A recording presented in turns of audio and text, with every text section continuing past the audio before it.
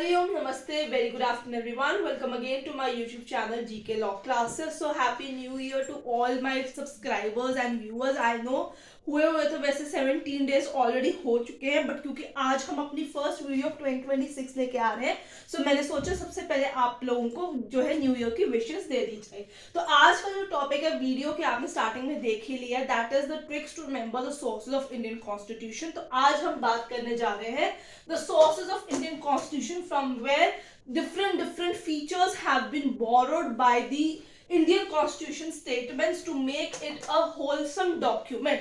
So आइए start करते हैं, क्योंकि यहाँ पे वीडियो में सबसे पहले बात की गई है ट्रिक की।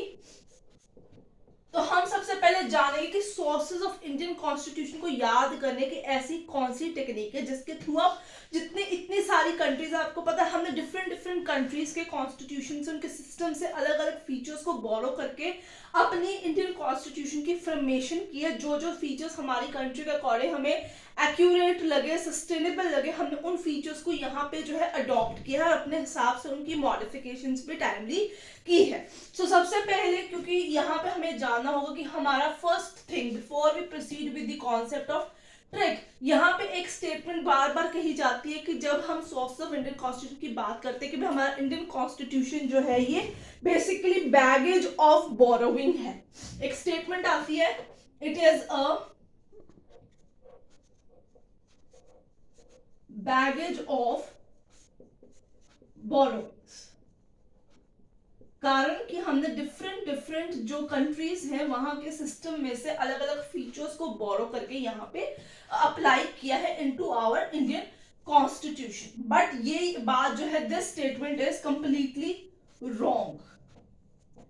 Statement is completely wrong. कारण उसका ये है कि हमने एज इट इज फीचर्स कभी उठाए ही नहीं। जो फीचर उनके ठीक थे अपनी कंट्री के according with necessary modifications, with necessary modifications हमने उनको इंप्लीमेंट किया है। यहाँ पे एज इट इज उठा के हमने चिपका नहीं दिया है। यहाँ पे जैसी नीड थी उसके हिसाब से उसमें थोड़े थोड़े चेंजेस भी किए। जहाँ पे हमें कास्ट सिस्टम पे नजर रखनी थी वहाँ कास्ट सिस्टम के ध्यान में भी रखा गया। कहाँ हमें विमेन एंड चाइल्ड डेवलपमेंट या फिर डिसेबल लोगों की डेवलपमेंट की बात करनी थी, उसके अकॉर्डिंगली हमने अलग अलग क्लॉजेस को यहाँ पे ऐड भी किया और टाइमली हमने डिफरेंट पार्ट्स जो है उसकी इंक्रीजमेंट भी इंडियन कॉन्स्टिट्यूशन के अंदर यहाँ पे की है। तो अगर आपसे पूछा जाए when we talk about the sources of the Indian constitution कि that whether it is a baggage of borrowing, so no it is not a baggage of borrowing at all. आपको ये चीज याद रखनी होगी, क्योंकि बहुत बड़ी क्या होता है कि जब भी आप किसी भी जुडिशियल एरिना का एग्जाम देते हैं, लीगल एरिना का कॉम्पिटिटिव एग्जाम देते हैं, सोर्सेज की जब बात की जाती है सबसे पहले उस पे यहाँ पे इसी चीज के बारे में बात की जाती है कि comment whether the sources that has been taken by from the various different countries for making of the Indian Constitution make it a baggage of borrowing or not। तो आप इस स्टेटमेंट पे यहाँ पे क्लेरिफाई कर सकते हैं। आइए अब आगे बढ़ते हैं, चलते हैं, आज समझते हैं different sources of the Indian constitution. तो ट्रिक से स्टार्ट करेंगे, क्योंकि वीडियो की स्टार्टिंग में मैंने आपको बताया था कि ट्रिक कौन सी अप्लाई करनी है। तो अपना रजिस्टर, अपना पेन निकाल लीजिए, हेडिंग डाल लीजिए sources of the Indian constitution, नीचे सब हेडिंग डालिए ट्रिक, और ट्रिक का नाम मैं आपको बताने वाले जिससे आप डिफरेंट कंट्रीज को रिमेंबर कर सकते हैं, वो है गवर्नमेंट आस्क्ड वाइमर, ठीक है, can you fly, can you fly in JU3S। I repeat, the trick to remember the countries for the sources from where the sources have been borrowed from Indian Constitution would be government asked Weimar, can you fly in JU3S। तो इससे जो है मैं आपको बताऊंगी कौन सी countries है जहां से हमने जो डिफरेंट सोर्सेज जो है उनको अटेन किया है for making our Indian constitution. Right students, तो ये JU3S जो है ना, इसको मैं आगे लिख देती हूँ जिससे इजीली आप लोगों को समझ में आ जाएगा। राइट, अब कंट्री समझने की कोशिश करते हैं। सबसे पहले बात आती है गवर्नमेंट की, तो यहाँ पे सबसे पहले आएगा 1935 का गवर्नमेंट ऑफ इंडिया एक्ट। ठीक है, फिर आपसे बात की जाएगी आस्ट। आस्ट में ए आपके पास जो वर्ड है, यहां पे आपके पास आएगा ऑस्ट्रेलिया, राइट। वाइमर वर्ड से आप समझ सकते हैं जर्मनी का वाइमर कॉन्स्टिट्यूशन, राइट। कैन आ गया है आपके पास, कैन में सी आपका जो यहां पे है वो है कनाडा, ठीक है। नेक्स्ट है यू, यू को हम छोड़ देंगे, it is a supplementary word. F आ जाइए, एफ से हमारे पास फ्रांस है, ठीक है। आई से हमारे पास आयरलैंड है, जिसका सबसे जीतता जागता आपको याद कौन सा रहेगा, डीवीएसपी। अब आपके पास वर्ड आते हैं जे U3S, ठीक है। तो जे का मतलब हो गया जापान, एस का मतलब हो गया साउथ अफ्रीका, ठीक है। अब आपके पास बचता है U3। U3 माने यू नाम से 3 कंट्रीज यहां पे आपके पास आएंगी। सबसे पहले यूएसएसआर, क्योंकि ये तब इकट्ठा था सोवियत यूनियन, तो हम, क्योंकि ये हमारा जब कॉन्स्टिट्यूशन बना तो ये 1950 से पहले की बात कर रहे हैं, तो ये यूनाइटेड की बात कर रहे हैं यहाँ पे। फिर यूनाइटेड स्टेट्स ऑफ अमेरिका, और फिर थर्ड यू आएगा आपके पास यूनाइटेड किंगडम, यानी आपका ब्रिटिश, यानी आपका ब्रिटेन। सो बेसिकली हमने सबसे ज्यादा बोरो कहां से किया, एक 1935 से, एक ब्रिटेन से, बिकॉज हम उनके रूल के अंडर काफी देर तक वहां रहे, तो उनके जो अच्छे सिस्टम थे वो हमने ग्रैस्प करने की कोशिश की है। So Indian constitution is one of the most lengthiest and written constitution, और बहुत सारे जो हमने फीचर्स हैं वो यहाँ इन कंट्री से बोरो किए हैं, और कुछ फीचर्स हमारे अपने थे, जो हमारे जो स्टेटमेंट्स थे उन्होंने डिसाइड किया कि ये पर्टिकुलर फीचर हमारे कॉन्स्टिट्यूशन में होना चाहिए for protecting the right of people in this country. So with the trick of government asked Weimar, can you fly in JU3S question mark? This is the trick जिसके through आप sources of Indian Constitution को याद रख सकते हैं, ठीक है। I repeat, government asked Weimar, can you fly in J capital, U3, U भी capital और S। तो इस तरीके से आपको सारी कंट्रीज के नाम जो है वो याद रहेंगे। यहाँ पे मैंने आपके सामने लिख भी दिया है। अब हम टर्न वाइज टर्न बात करते हैं कि कौन सी कंट्री से हमने कौन सा फीचर जो है वो बोरो किया है,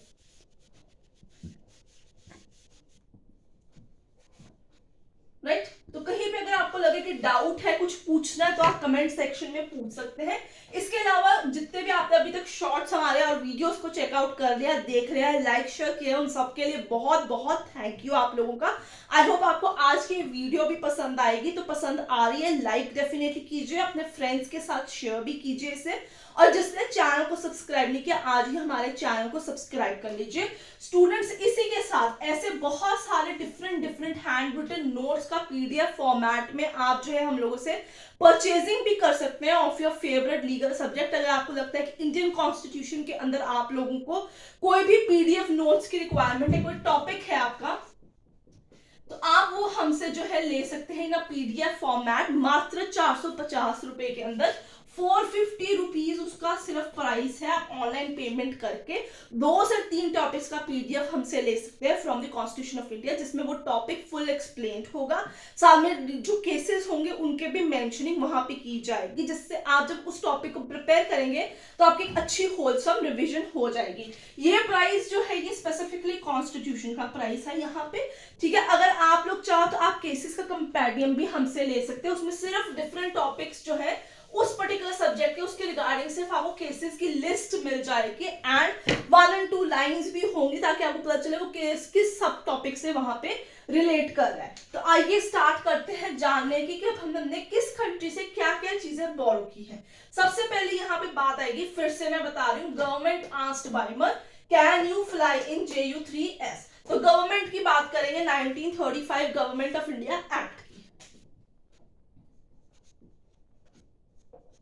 गवर्नमेंट ऑफ इंडिया एक्ट, ठीक है। तो अब इसमें से हमने क्या क्या लिया, 1935 का हम पे बहुत ज्यादा असर था। ये लास्ट वो एक्ट था जिसके तहत फेडरल गवर्नमेंट्स तो एस्टैब्लिशमेंट हमने की थी, प्रोविंशियल ऑटोनॉमी के तहत हमारी प्रोविंशियल गवर्नमेंट्स भी बनाई गई थी।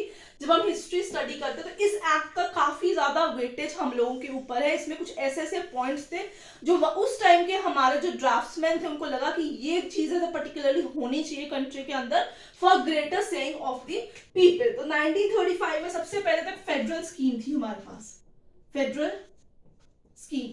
दो तरीके की सरकारें आ चुकी थी, एक सेंटर की एक स्टेट की।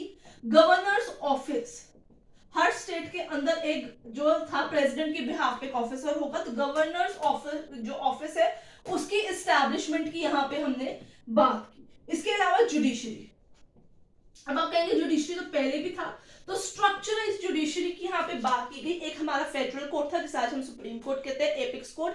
फिर स्टेट की एक हायर कोर्ट थी हमारे पास, उसके बाद नीचे हमारे पास डिस्ट्रिक्ट कोर्ट थी, हमारे पास जो सेशंस कोर्ट थी उसकी अवेलेबिलिटी कराई गई इनटू अ स्ट्रक्चर एरिया। फिर पब्लिक सर्विस कमीशन जो है उनका जो एस्टैब्लिशमेंट है वो यहाँ पे देखा जाएगा 1935 के एक्ट के तहत जो है यहाँ पे, कि वहां पे पब्लिक सर्विस कमीशन की एस्टैब्लिशमेंट कराएगी, जिसमें आज हमारे पास यूपीएससी है, हमारे पास स्टेट पब्लिक सर्विस कमीशन है। तो ये कहां से हमें मिला, ये फीचर हमने 1935 के एक्ट से ही बोरो किया था। इसके अलावा इमरजेंसी प्रोविजंस, इमरजेंसी प्रोविजंस 352, 356, 360 जो आर्टिकल्स है ये हमने वहां से बोरो लिया है। यहाँ पे administrative powers, So these are the few things जो हमने 1935 के पास से लिखे है। अब चलेंगे आस्ट पे आ जाइए, और अब अगली बारी आ गई है ऑस्ट्रेलिया की। ठीक है, ऑस्ट्रेलिया अभी भी कॉमनवेल्थ कंट्री है, ये भी किसी टाइम पे ब्रिटिशर्स के नीचे ही कंट्री रहती थी, अभी भी कॉमनवेल्थ है। जैसे मैंने आपको बताया, they do give lot of weightage to the British monarchy itself, right. Australia, Australia आ जाइए। ऑस्ट्रेलिया का सबसे इंपॉर्टेंट चीज जो हमने वहां से उससे ली है, ऑस्ट्रेलिया आइए,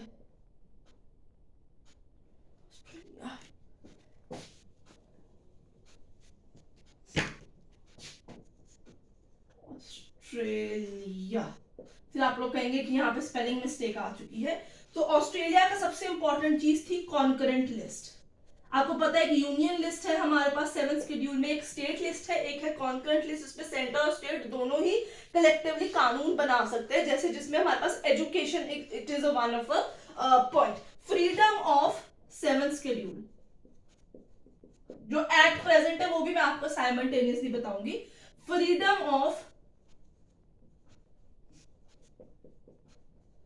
trade, commerce and intercourse, article number 301 to 307, इसके ऊपर भी मैंने एक शॉर्ट शेयर किया था।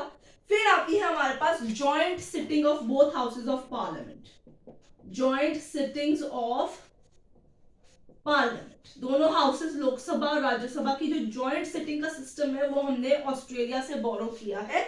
अभी भी जब भी कहीं पे आपको लगता है कोई ऐसा मुद्दा, कोई ऐसा बिल है जहां पे डेडलॉक पड़ गया, तो जॉइंट सिटिंग बुला ली जाती है और फिर उसको रिजॉल्व करते हैं, जिसपे वोटिंग हमारी बनती है। आगे चलेंगे, हमारे पास नेक्स्ट चीज आ गई है वाइमर। अगर आप चाहते हैं कि मैं इसको और इन डिटेल, इन डेप्थ बनाऊं, एक एक पॉइंट भी आपको और इलैबोरेटिव वे से समझाऊं, तो आप नीचे नीचे कमेंट कर सकते हैं। कहीं पे डाउट हो तो भी आप कमेंट कर सकते हैं। लाइक, शेयर, चैनल को सब्सक्राइब डेफिनेटली कीजिएगा। वाइमर की बात करते हैं, जर्मनी चलते हैं अब यहां से। ऐसे ही याद रखेंगे तो आपको इजी रहेगा, टर्न वाइज टर्न, आपको कंफ्यूजन यहाँ पे नहीं होगी किसी भी तरीके से, राइट। जर्मनी, जर्मनी से तो हमने एक ही चीज ली है, that is suspension of fundamental rights, right, during emergency. जब इमरजेंसी लग जाए देश में या स्टेट में तो आपके फंडामेंटल राइट्स जो है एक्सेप्ट आर्टिकल नंबर 20 और 21 सब सस्पेंड हो जाते हैं। This is a common point. आगे चलते हैं कैन पे, कैन यानी कनाडा पे चलते हैं। सो अगेन कनाडा भी एक तरीके से कॉमनवेल्थ कंट्री ही कैलकुलेट होती है हमारे पास, ठीक है। अगेन ब्रिटिश मोनार्की का काफी इसके ऊपर भी कंट्रोल रह चुका है, राइट। कनाडा,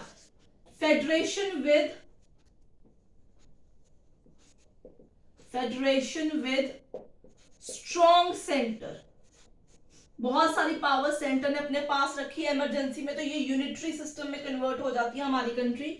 नेक्स्ट है residuary powers, residuary powers with centre, article number 248 with centre, 248 article number है आपके पास यहाँ पे, ठीक है। ये वो पावर्स है जो ना आपको स्टेट लिस्ट में दिखेंगी, यूनियन लिस्ट में भी नहीं दिखेंगी, या आपको कॉन्करेंट में भी नहीं दिखेंगे। स्पेशल उनके पास जो चीजें रह जाती हैं वो सेंटर के पास ही, उनके पास ही वेटेज है, उनके पास ही राइट है to make laws in regard to all those matters. फिर आती है appointment of again state governor. तो एक जगह गवर्नर ऑलरेडी हमने ली है, एक और जगह से हमने गवर्नर की जो पावर्स है वो ड्राइव किया, वो कनाडा से यहां से ड्राइव की है। Advisory jurisdiction of supreme court, article number 143 of supreme court जो है ये हमने यहां से एडवाइज किया है कि प्रेसिडेंट अगर चाहे तो on the question of law they can seek an advisory opinion from the apex court, and of course उनका decision binding नहीं होता, but most of the cases के अंदर though that is not binding but acceptable हो जाता है by the president. Can you fly? So you तो आप छोड़ ही दीजिए, it is a supplementary word, fly. France पे आ जाइए। फ्रांस पे आते ही आप लोगों को सबसे पहले सबसे easy फ्रांस है, क्योंकि हमने आइडियल्स बोरो किए हैं। आइडियल्स थे जैसे इक्वालिटी, लिबर्टी और फ्रेटर्निटी, भाईचारा। इसके अलावा भी हमने एक चीज इनसे बोरो की थी, that was idea of Republic. जो आप रिपब्लिक हम वर्ड पढ़ते हैं कॉन्स्टिट्यूशन के अंदर कि हमारा देश एक रिपब्लिक ऑफ इंडिया, जैसे रिपब्लिक जो कंसेप्ट है वो हमने फ्रांस से अचीव किया है। अब चलते हैं आई के अंदर, और वो है आयरलैंड। सो आयरलैंड का नाम आता है डीपीएसपी आ जाता है, तो वो मैं यहाँ पे नहीं लिखने वाली हूँ क्योंकि मुझे पता है आप लोगों को पता है। DPSP directive principle state policy part number 4। अगली चीज कौन सी उनसे हमने ली है, वो है nomination of 12 members, nomination of 12 members in Rajya Sabha. Upper house जो है उसके अंदर 12 मेंबर जो प्रेसिडेंट जो नॉमिनेट करते हैं, उसकी नॉमिनेशन का प्रोसेस भी हमने आयरलैंड से ही अक्वायर किया है। और president election method, president election method, ये चीज भी हमने इनसे ही अक्वायर की है। Indirect election, single transferable vote है, प्रोपोर्शनेट वोट है, ये हमने आयरलैंड से लिया है, ठीक है। नेक्स्ट है JU3S, जापान। सबसे पहले हम चलेंगे जापान में, ठीक है। सो अब हम बात करते हैं जापान। जापान से एक ही चीज अक्वायर की है, प्रोसीजर एस्टैब्लिश बाय लॉ। ये आपको आर्टिकल नंबर 21 में मिलेगा, प्रोसीजर एस्टैब्लिश बाय लॉ। तो ये आर्टिकल नंबर 21 में मिलेगा। U3 में हम बाद में चलते हैं, S पे यहां पे हम चले जाएंगे, which is your south Africa. South Africa की अगर हम बात कर लेते हैं, साउथ अफ्रीका, तो यहां पे अमेंडमेंट टू कॉन्स्टिट्यूशन जो इस टाइम पे हमारे पास 368 आर्टिकल नंबर है वो है यहां पे, ठीक है। और राज्यसभा मेंबर्स की जो आपकी यहाँ पे इलेक्शन है वो आएगी। 12 मेंबर्स को छोड़ दीजिए, वो हमने आयरलैंड से लिया है। बचे हुए जितने मेंबर्स हैं, राज्यसभा इलेक्शन मेथड है वो हमने साउथ अफ्रीका से यहाँ से अक्वायर किया है। अब U3 पे चलते हैं और पहुंच जाते हैं हम लोग सोवियत संघ पे, सोवियत यूनियन, USSR की तरफ चलते हैं हम लोग। सो आई होप आप लोगों को यहाँ पे समझ में आ रहा है। कोई डाउट है तो आप पूछ सकते हैं। USSR से सबसे पहले चीज आती है फंडामेंटल ड्यूटीज। स्वर्ण सिंह कमेटी की रिकमेंडेशन के अंदर 42nd अमेंडमेंट में ही हमारे पास आया था। और जो आइडिया ऑफ जस्टिस है, idea of justice in preambles, idea of justice जो है प्रियम्बल के अंदर, इन प्रियम्बल जो है वो हमने USSR से लिया है। अब बात करेंगे यूनाइटेड स्टेट्स ऑफ अमेरिका और यूनाइटेड किंगडम की। तो सबसे पहले बात करेंगे यूनाइटेड स्टेट्स ऑफ अमेरिका की। तो यूनाइटेड स्टेट्स ऑफ अमेरिका से सबसे पहले तो हमारे पास फंडामेंटल राइट्स पार्ट 3 आते हैं, आर्टिकल 12 to 35। फिर हमारा प्रियम्बल का कॉन्सेप्ट भी वहां से है। Independence of judiciary, judicial review which is article number 13 at present, impeachment of president, removal of supreme court and high court जजेस कि उन्हें प्रूव्ड मिसबिहेवियर के ग्राउंड के ऊपर इंक्वायरी के बाद ही रिमूव किया जाएगा, and for the establishment of post of vice president in the country, United states of America से ली गई है। अब चलते हैं यूनाइटेड किंगडम, जिनका काफी असर इंडिया के ऊपर रहा है और हमारा फाइनल पार्ट है for the sources of the Indian constitution. तो यहाँ पे आपके पास आते हैं parliamentary government, rule of law, legislative procedure, सबसे इंपॉर्टेंट सिंगल सिटीजनशिप जो हमारी कंट्री में है, कैबिनेट सिस्टम, ये 15% ऑफ द लेजिस्लेटिव असेंबली या 15% ऑफ लोकसभा से ज्यादा नहीं होंगे, including the chief minister and the PM. उसके बाद प्रेरोगेटिव रिट्स, 5 रिट है, आर्टिकल नंबर 32 और 226 के तहत हाई कोर्ट और सुप्रीम कोर्ट ग्रांट करती है। पार्लियामेंट्री प्रिविलेजेस और बाय कैमरलिज्म यानी dual houses in the main centre as well as in the state, तो ये दी जाती है यहाँ पे। So student, this is all about the sources of the Indian constitution and the trick to remember the country. So I hope आपको आज की वीडियो पसंद आई होगी, आई है तो लाइक शेयर कर दीजिए और जिसने चैनल को सब्सक्राइब नहीं किया आज ही कर दीजिए। I will see you next with another video. Till then keep learning.